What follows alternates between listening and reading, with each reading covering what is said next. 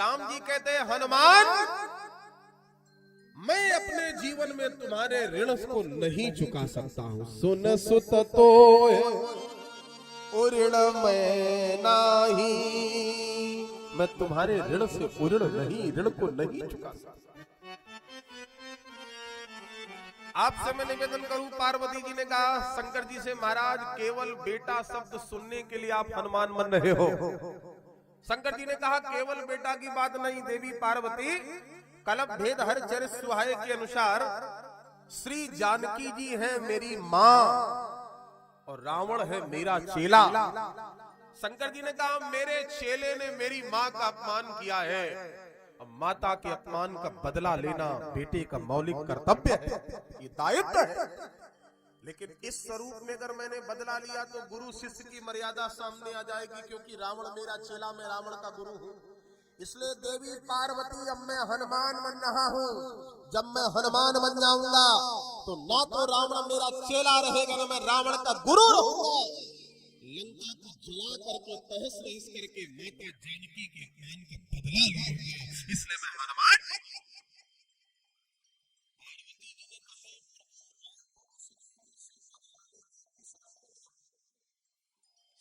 किस रावण से? पार्वती जी ने कहा जिस रावण ने सिर सरोज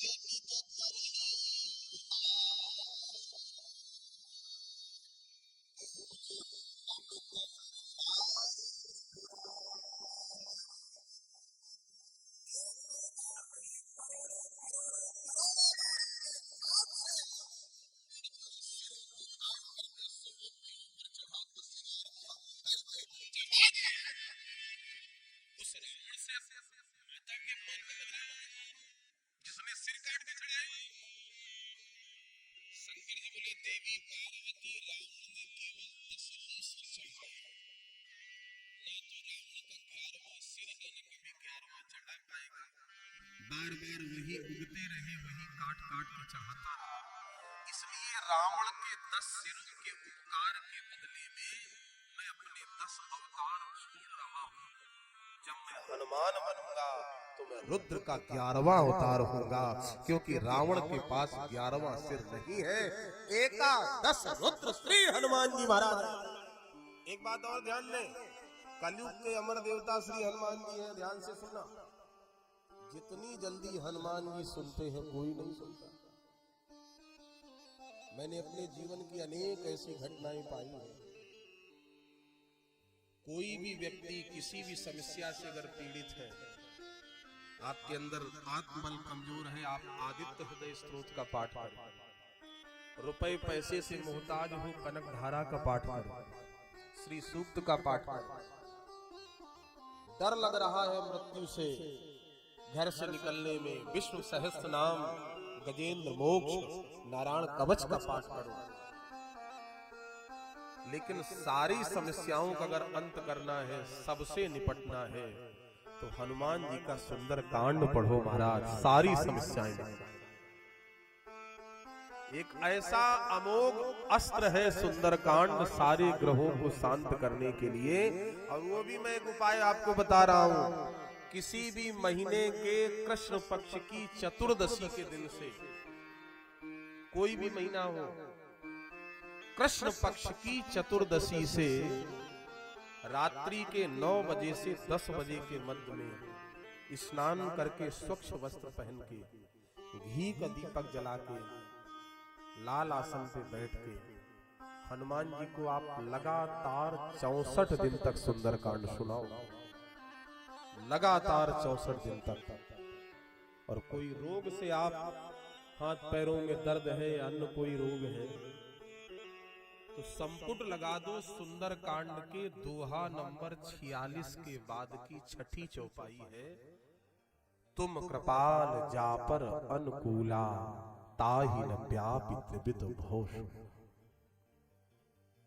इस चौपाई का संपुट लगा दो, लगातार 64 दिन तक हनुमान जी को सुंदरकांड सुनाओ। हनुमान जी आपके कष्ट को दूर कर देंगे, ये मेरा दावा है। किसी भी महीने के कृष्ण पक्ष की चतुर्दशी से रात्रि में 9 बजे से 10 बजे के मध्य में स्नानोपरांत स्वच्छ वस्त्र पहन के घी का दीपक जला के हनुमान जी को सुंदरकांड सुनाओ, संपुट लगा दो। तुम कृपाल जापर अनुकूला, ताहि न व्यापि त्रिविध भव शूला। प्रभु आप जिसके ऊपर अनुकूल हो उसके ऊपर तीनों ताप भवशूल नहीं व्यापते।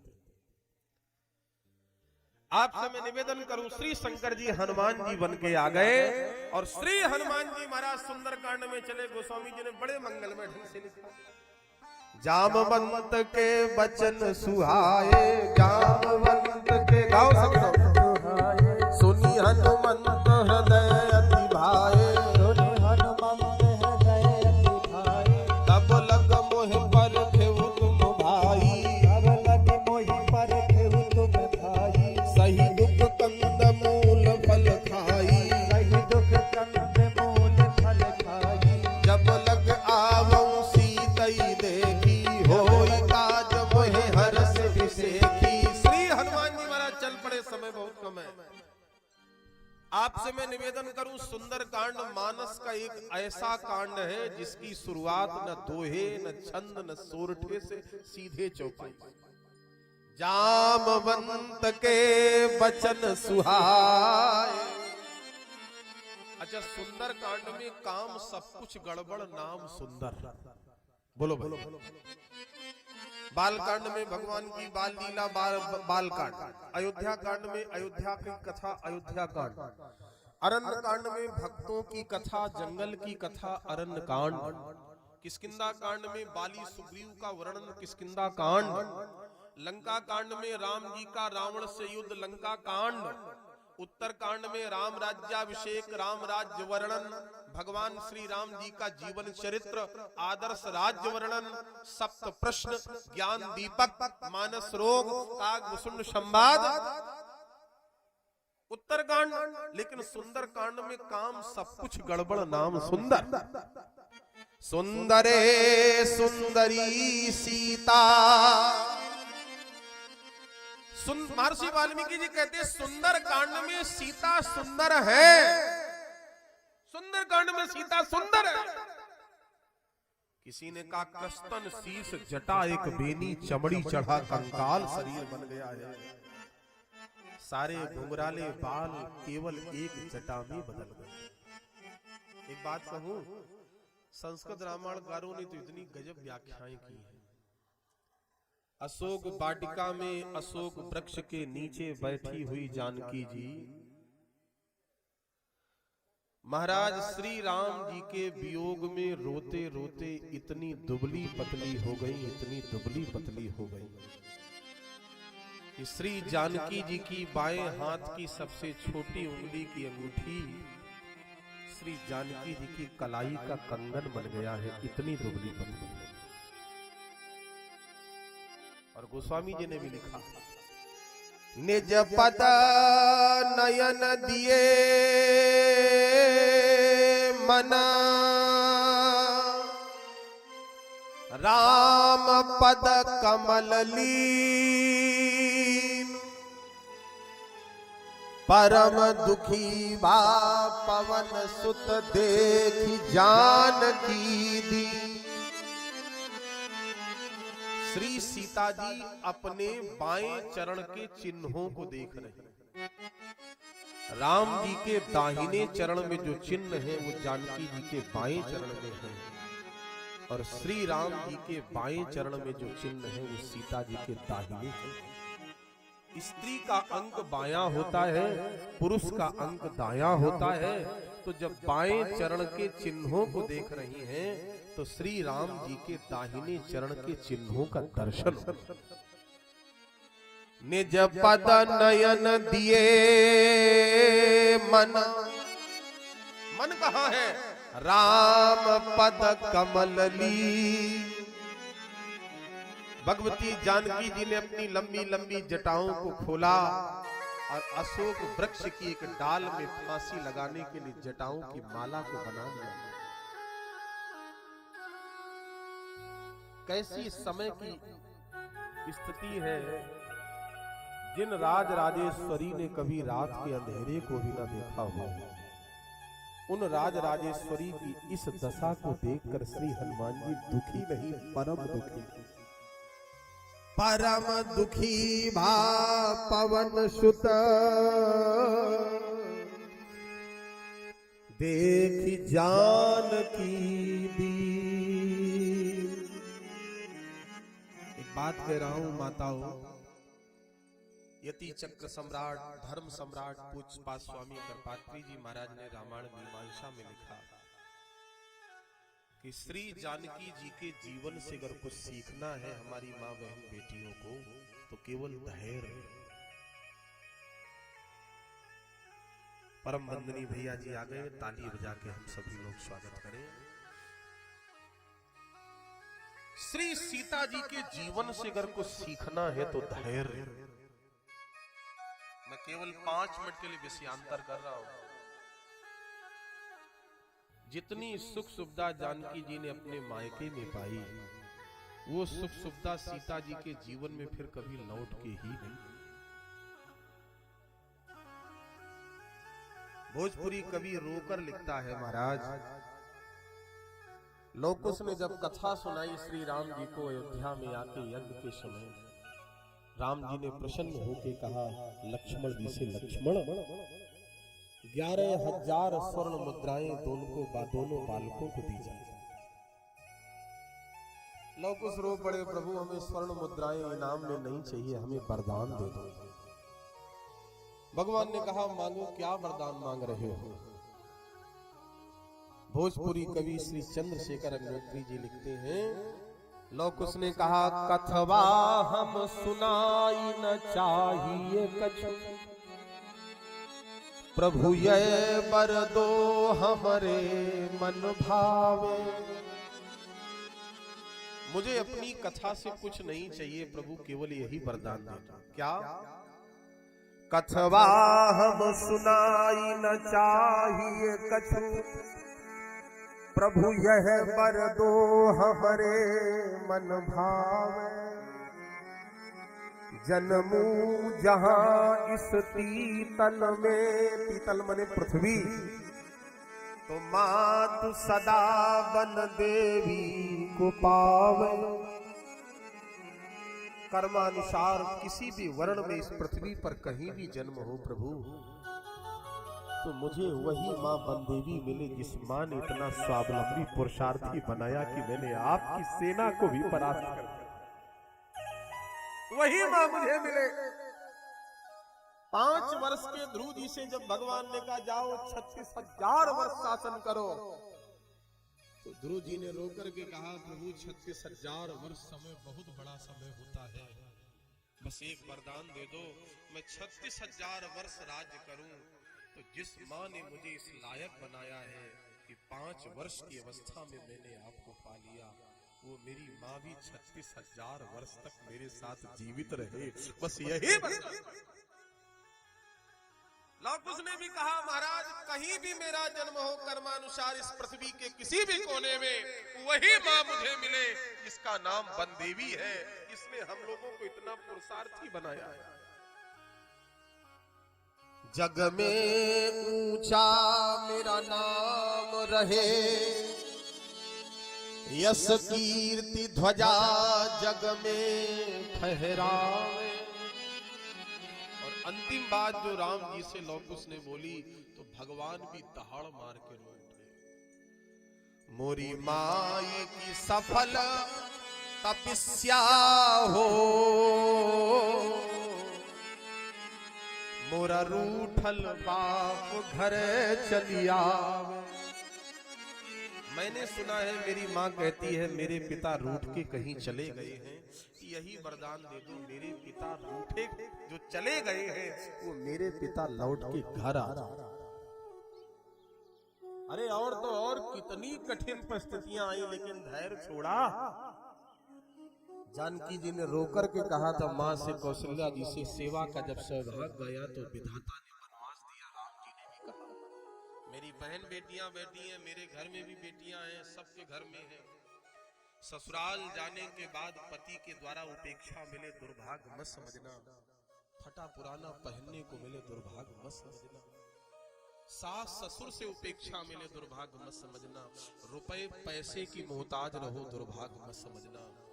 सबसे बड़ा दुर्भाग्य उस दिन समझ लेना जिस दिन जीवन में सास ससुर की सेवा का मौका न मिले, ये सबसे बड़ा दुर्भाग्य। और तो और महाराज, जब रक्षक ही भक्षक बन जाए तब क्या होगा। रावण वध हुआ, रावण वध होने के बाद महाराज जिस समय जानकी जी को श्री हनुमान जी लेके आए, मैं विस्तार से नहीं सुनाऊंगा, समय बहुत कम है, केवल मैं विषयांतर करते हुए 2-3 बिंदु पकड़ रहा हूं। तो 14 महीने 10 दिन बाद जानकी जी राम जी को देख रही हूं। जैसे ही जानकी जी ने राम जी के चरणों को प्रणाम करना चाहा, राम जी ने डांटते हुए कड़क स्वर में कहा, सीता तुम्हें मेरा सामीप्य पाने के लिए अग्नि परीक्षा देनी पड़ेगी। ते ही कारण करुणा निधि कहे कछुक दुर्बान, सुनत जातु धानी सब लागी करे विषाद। ये बात सुन के हम आप रोए कोई बड़ी बात नहीं। जो देवता आकाश में पुष्प वर्षा करने के लिए खड़े थे वो रो पड़े तो कोई बड़ी बात नहीं। जब राम जी ने कहा, सीता 14 महीने 10 दिन तुम शत्रु के घर में रही हो, मेरा सामीप पाने के लिए, मेरी अंक सायनी बनने के लिए तुम्हें अग्नि में तपना पड़ेगा, अग्नि परीक्षा देनी। तो श्री सीता जी की सेवा में रहने वाली जितनी राक्षसियां थीं, सब बिलख बिलख के रो पड़ी, प्रभु हम अपवित्र आत्माएं हैं, हम राक्षसियां हैं प्रभु। हम राक्षसियां भी अपनी अपनी सौगंध उठा के कहती हैं, प्रभु इस देवी के चरित्र पर कोई कलंक नहीं, ये गंगा की तरह उज्जवल है, इसको स्वीकार कर लो प्रभु, ये गंगा की तरह पवित्र। श्री राम जी ने कहा, नहीं मैं भावनाओं में नहीं बहूंगा, सीता तुम्हें अग्नि परीक्षा देनी पड़ेगी। जानकी जी ने अग्नि परीक्षा दी, इससे ज्यादा क्या हो सकता है। अरे अग्नि परीक्षा की बात छोड़ दो महाराज, 7 महीने की सगर्भा जानकी जी अयोध्या से रो के निकली। और वाल्मीकि आश्रम में उत्तरे रामचरितम में भभूति ने भी उल्लेख किया, राम जी जब लेने के लिए गए तो सीता जी ने बड़ी प्यारी बात कही, प्रभु एक स्त्री को सबसे ज्यादा सहायता की जरूरत तब होती है जब वो प्रसूता हो, प्रसव करे। और प्रभु जिस दिन मैं प्रसूता बनी, मैंने वाल्मीकि आश्रम में प्रसव किया। इस वाल्मीकि की अंधेरी कुटिया में मेरे पास मेरी सहायता के लिए कोई नहीं था। मैंने दोनों बेटों को जन्म दिया। इस अंधेरी रात में मेरे बेटों के मुख कमल कैसे हैं ये दिख नहीं रहा था।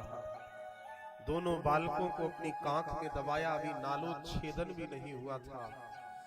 और वाल्मीकि की जलती हुई धूनी के पास गई, उसी जलती हुई धूनी से एक लकड़ी को उठाया। अब उसी जलती हुई लकड़ी की आग के सहारे मैंने अपने बेटों के मुखों को देखा था, प्रभु मेरे बेटे कैसे। पत्नी बनने का सौभाग्य प्रकाश में था सरकार, लेकिन मां बनने का जब सौभाग्य आया तो जीवन में अंधेरा ही अंधेरा था। इसलिए मैं हाथ जोड़ के कह के जा रहा हूं, जानकी जी के जीवन से, सीता जी के जीवन से अगर कुछ सीखना है तो धैर्य सीखो, धैर्य।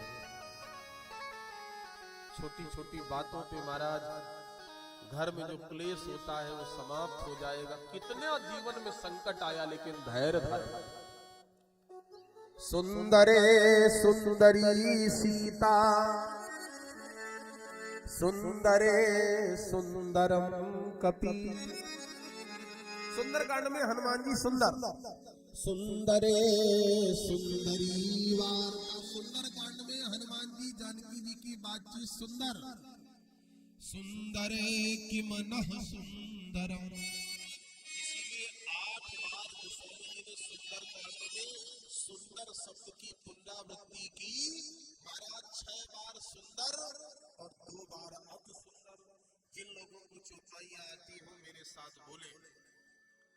सिंधु तीर एक भूधर सुंदर, सिंधु तीर एक भूधर सुंदर, कौतुक तूली चढ़ौता ऊपर, कौतुक तूली चढ़ौता ऊपर। लंका के किनारे पहुंच गए। कनक कोट विचित्र मन कृत सुंदरायतना घना, चौहट हट सुबट बीथी चारपुर बहुविध। लंका भी सुंदर। और आगे बढ़ जाओ थोड़ा सा। श्याम सरोज दाम सब सुंदर, भुज कर कर समदत कंधर। थोड़ा सा और आगे बढ़ो सुंदरकांड में। श्री हनुमान जी महाराज ऊपर है मुद्रिका डाली। तब देखी मुद्रिका मनोहर, तब देखी मुद्रिका मनोहर। राम नाम अंकित अति सुंदर, राम नाम अंकित अति सुंदर। श्री हनुमान जी को भूख लगी। सुनहु मातु मोहि अतिशय भूखा, सुनहु मातु मोहि अतिशय भूखा। लाग देखि सुंदर फल रूखा, लाग देखि सुंदर फल रूखा। सावधान कर मन पुनि संकर, सावधान मन कर पुनि संकर। लागे कहन कथा अति सुंदर, लागे कहन कथा अति सुंदर। हर श्री राम तब कीन बयाना, हर श्री राम तब कीन बयाना। सगुन भय सुंदर शुभ नाना, सगुन भय सुंदर शुभ नाना। और समुद्र के किनारे सट सन विनय कुटिल सन प्रीति, सट सन विनय कुटिल सन प्रीति।